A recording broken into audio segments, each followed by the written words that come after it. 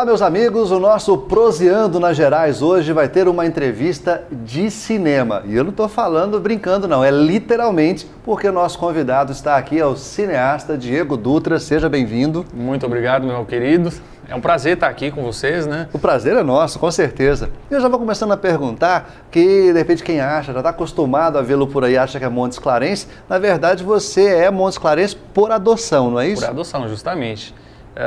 A verdade é que eu nasci em Taiobeiras e é até engraçado porque eu sou taiobeirense, mas eu não conheço Taiobeiras. Eu tive a oportunidade de ir à cidade, eu creio que há um ano e meio atrás mais ou menos, fui fazer um trabalho de audiovisual e aí fui com a minha esposa e a gente teve a chance de conhecer uma rua só da cidade. Conhecemos o cliente, do cliente a gente foi na padaria tomar um cafezinho antes de pegar a estrada de volta e foi só isso, não passou disso. Mas você nasceu lá e como não conheceu? Você foi para outro lugar logo em seguida? O que acontece? A minha mãe, quando... Ela não gosta que eu falo dessa maneira não, mas eu falo assim, quando ela foi dar uma parida em mim, na cidade que a gente vivia não tinha nada, era parteira e pode ser que a parteira no dia já devia estar ocupada, né? Estava com a agenda cheia e a gente teve que ir para Taiobeiras para fazer o meu parto, né?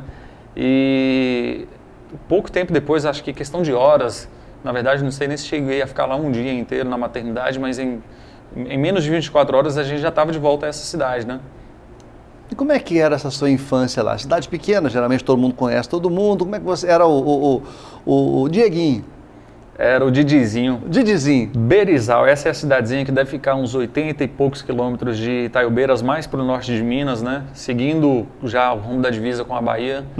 Era uma cidade que, eu não sei precisar quantos habitantes tinham na época do meu nascimento, era coisa de 800 para menos, era uma vila, né? Não tinha asfalto, não tinha TV, não tinha nada. Você está com que idade hoje?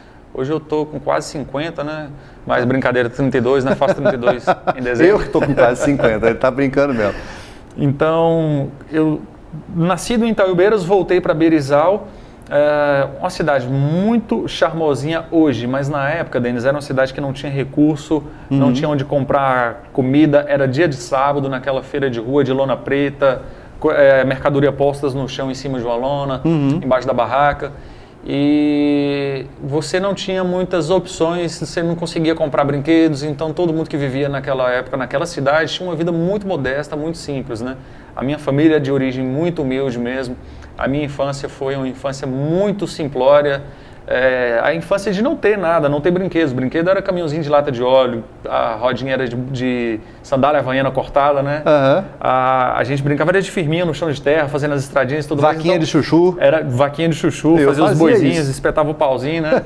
E a brincadeira no mato, né? De polícia e ladrão, brincadeiras de menino, que era gostoso demais. Então a gente teve infância, aquela infância de verdade a gente teve. É o que eu ia dizer, muito mais divertida do que videogame. Justamente. Hoje. Mesmo que simples, podia faltar o que fosse pra gente, mas era uma infância que valia a pena, né?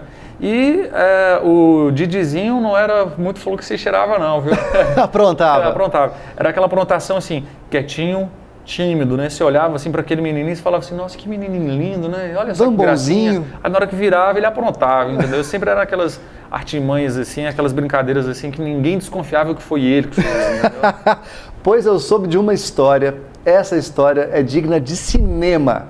Realmente, houve um desaparecimento misterioso, a vizinhança toda ajudando na busca desse desaparecido e o principal envolvido, o culpado desse desaparecimento era um pacote de macarrão. Como é que era essa história? Toda vez que eu lembro dessa história eu começo a rir que eu tenho que controlar porque... Vai dar um curta isso aí. Não, e principalmente do jeito que você coloca o principal culpado, o pacote de macarrão. E é verdade, olha só, vocês vão entender muito bem isso.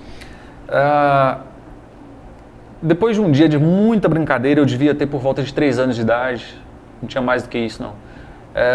Depois de um dia de muita brincadeira, e a brincadeira era essa do mato, de subir na árvore, correr, e para montar aquelas firminhas, estradinhas de terra com os caminhãozinhos de lata, aquilo cansava, né? Queimava muita caloria da criança, queimava sol na cabeça. Demais, sol quente, né? E final do dia, tinha ficado muito cansado já, né?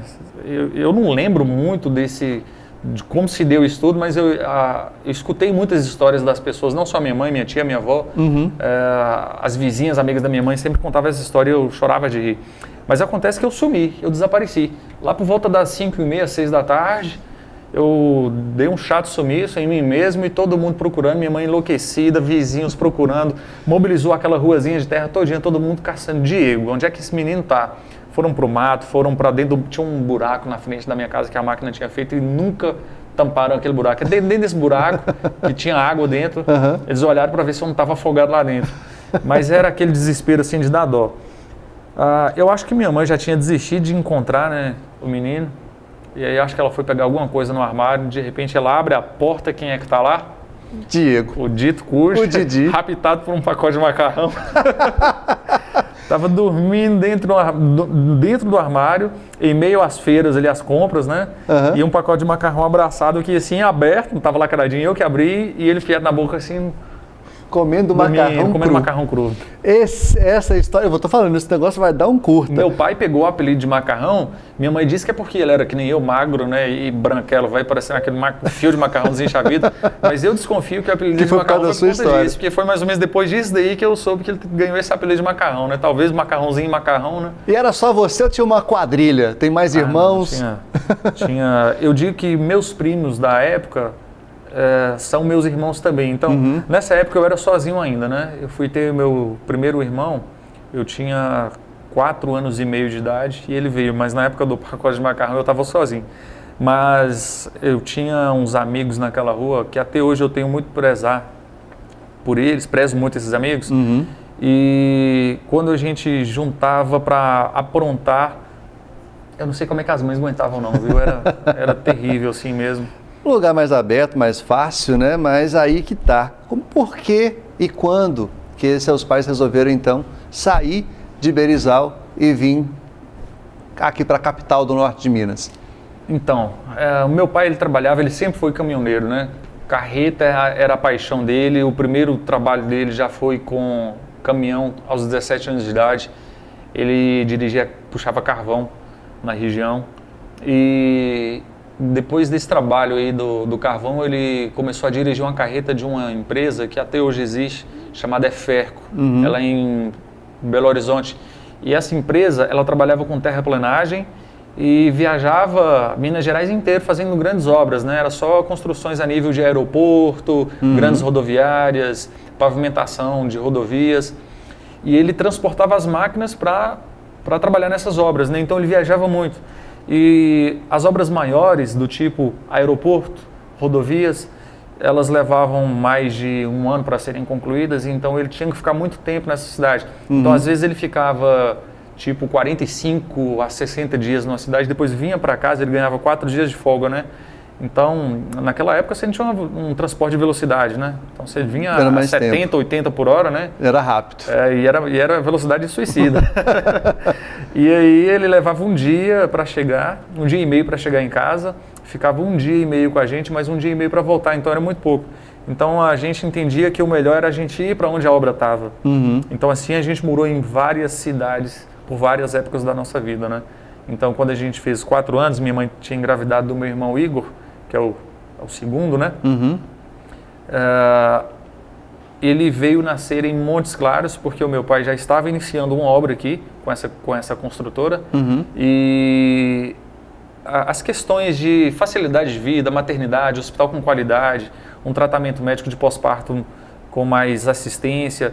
E a mãe do meu pai, a minha avó Eni, já falecida, e os irmãos do meu pai também já moravam em Montes Claros, né? Todos são daquela região de Itaiobeiras, mas eles já moravam há alguns anos em Montes Claros, então já tinha aqui um porto seguro. Foi mais fácil se adaptar aqui? Sim, sem dúvidas. Então, como a gente já tinha toda essa estrutura mini e básica, mas ao mesmo tempo importante, então a gente escolheu, eles, né, eu não tinha poder de foto ainda, né, eu tinha que seguir. Então eles escolheram vir para Montes Claros quando eu tinha 4 anos e meio, meu irmão nasceu aqui, né? E já começou um menininho novo na família, já aprendendo como que era ser uma criança em uma cidade grande, em Montes Claros. Diferente, né? Da sua infância. É verdade, muito diferente inclusive, né? Eu podia sumir pela cidade durante 10 horas seguidas, ele não podia ir na calçada sozinho, né? Que já estava na cidade de Montes Claros, naquela época era 90, a gente veio para cá em 90. Já era uma cidade muito grande, então... Era ilógico a criança brincar na rua como a gente brincava na cidade pequena, né? Pelo menos para nós, que éramos da roça, né? O medo era que mais controlava Mas a cidade grande, ela traz outras coisas, ela acaba amadurecendo um pouco mais cedo. Você continuava sendo tímido na adolescência ou já passou a ser um galã das telonas aqui em Montes Claros? Ainda sou tímido, para falar a verdade. Até hoje? Até hoje. Para que eu consiga me quebrar o gelo mais um pouco, assim, acho que eu já tenho que ter conversado com a pessoa muitas horas e ter ganho com ela um espaço muito grande. Mas o fato de ter vindo para uma cidade grande, comigo não deu muito certo na questão de se soltar, de amadurecer. Eu continuei sendo um meninão de 7, 8 anos. Aos 8 anos eu fui para o sul de Minas, Congonhas, chamava ainda Congonhas do Campo. Ficamos ali cerca de 2 anos mais ou menos e voltamos para Berizal e voltamos para Montes Claros. Eu já tinha 12 para 13 anos. Então já dava para ser um menino mais maduro, mais esperto, né? Mas eu ainda continuava com aquela inocência que eu acho que eu carrego um pouco dela até hoje. Então, aquele menino tímido, com medo de ir no centro da cidade sozinho, com medo de ficar perdido, que desconfiava de tudo e de todo mundo, eu acho que ele veio mudar depois, acho que dos 19, 20 anos para frente, né? Em Aí é que de tá. outras Como é que vivências. depois a gente pensa num tempo desse, ainda tímido até hoje, como é que você conseguiu dar a primeira quebrada? Como é que foi vencer essa timidez? O que te ajudou a vencer essa timidez? Eu achava que isso daí seria uma coisa difícil, eu achava que eu seria um cara de 40, de 50 anos, muito introvertido e tímido, né? Eu achava que eu não tinha jeito. Na época da escola eu tinha uma carta na manga. Era algo que parecia ser ao meu favor, mas não fazia muito efeito, que eu desenhava muito bem à mão livre, né? Então eu era tido como artista da escola. Então, quando era a hora do recreio, eu ia para o pátio com minha pastinha de desenho, que eu tenho até hoje, meus primeiros desenhos, quando eu descobri que eu desenhava bem. E as meninas ficavam em minha volta, porque a coisa mais linda que tinha era um cara romântico e desenhista. Pronto. Né? Então não foi na época que lançaram o Titanic, né? Então o Jack aí foi a grande desenhava a Rose, né? E todo mundo queria ser um Jack. Pra ter E você Rose era? Eu era o Jack, mas eu não conseguia nunca imaginar uma Rose na minha frente para eu desenhar, por causa da timidez. Então as meninas ficavam em volta, me bajulando para eu fazer um desenho delas, me desenha, eu paro na sua frente, você desenha meu rosto, toma uma foto minha, e ainda assim, cara, eu não conseguia quebrar o gelo, era muito fechado mesmo, né? Mas a grande surpresa veio depois de um pouquinho mais velho, aí eu não esperava mais. Eu tive que trabalhar, né? Os meus pais chegaram a se separar, eu tinha 17 anos, né? Foi uma fase muito tensa, inclusive, da nossa vida, muitas dificuldades vieram em virtude dessa separação, dificuldades de vida mesmo, né? De dia a dia, de necessidade e tudo mais, mas a necessidade de trabalhar veio. Minha mãe era dona de casa, então não tinha uma profissão, não tinha como ganhar um dinheiro grande, rápido, que pudesse sustentar, então eu entendia que eu tinha que produzir de alguma maneira. Conseguia ganhar R$20 ali, R$10 ali, acolá, fazendo desenhos para trabalho de escola, desenhos para amigos, para o pessoal lá da rua que eu morava, mas aquilo ali não ia dar para ajudar a fazer feira de jeito nenhum não, nem pagar a conta de luz. Aí eu fui procurar emprego. Meu primeiro emprego, já quer saber qual era? Manda bala. Vendedor de plano de saúde. Oh, uma profissão maravilhosa, é uma profissão certeza. digna, né? Se você não está enganando seu cliente para vender o plano de saúde, que é muito difícil vender um plano de saúde sem ter que enganar as pessoas, mas existem os bons vendedores que são honestos e conseguem fazer isso. Mas o meu primeiro emprego foi de vendedor de plano de saúde. A empresa, eu não sei dizer se ela ainda existe, mas é uma empresa que na época ela era muito forte, então ela já era conhecida em 3 ou 4 estados brasileiros. E a experiência foi, eu vi um amigo passando na rua com a camisa dessa empresa, né? Acho que não é propaganda, porque ela já fechou, né? A Previcard, se não puder vai colocar um pi aí na edição. Será que veio pi? Deixa eu ver. Pip, não. Pip. Então essa empresa era forte, tinha empregado um meu colega de escola, ele tinha terminado a escola junto comigo, no 2º grau. E já na semana seguinte eu já estava empregado nessa empresa vendendo o plano de saúde. E eu vi o cara passando com a camisa por dentro da calça, uma calça jeans bonita, um sapato social preto lustrado, e eu olhei para aquilo e falei assim, cara, gostei disso. Que bonito, viu? Eu quero saber o que eu tenho que fazer para vestir desse jeito. Parei, Lourenço, policial civil hoje, né? Lourenço, o que você faz, cara? Como é que é essa empresa? E como que você arrumou esse emprego? Me conta aí. Aí ele me explicou, me deu o endereço do escritório, eu fui lá e o cara já olhou para mim assim, esse capial aí. Cara, você tinha que me conhecer na época, eu usava Na época que todo mundo gostava do All-Star, cano médio, as calças rasgadas, eu usava calça jeans, bota de couro. Teve uma época que eu consegui adotar um estilo mais grunge, né? Mas foi depois desse trabalho do plano de saúde que eu consegui me soltar mais, aí eu já estava mais rock and roll e tudo mais. Mas quando eu entrei no escritório desse cara, eu era um cara da roça, eu me vestia igual um capial de cidadezinha pequena. E aí o cara olhou para mim assim de cima e embaixo, falou, você quer um emprego de vendedor aqui? Eu falei, quero um emprego de vendedor aqui, eu vou vender plano de saúde. Preciso ganhar dinheiro. Falou assim, ó, tá aqui o manual do plano. Aí ele botou em cima da mesa, pam, uma bíblia dessa grossura. Nesse manual falava quais eram os médicos, as especialidades, o que o plano iria cobrir, mas 90% das coisas ele não cobria, mas o que estava ali ele cobria. Mas aí o cara me deu aquilo ali e falou, olha, vai na rua, oferece para as pessoas, você tem que falar isso, custa X, é assim, assim, assado. Se você vender esses 3, ele me deu 3 bíblias dessas, né? Se você vender esses 3 aqui, aí eu vou ver se eu consigo te colocar numa equipe, para você fazer uma experiência maior.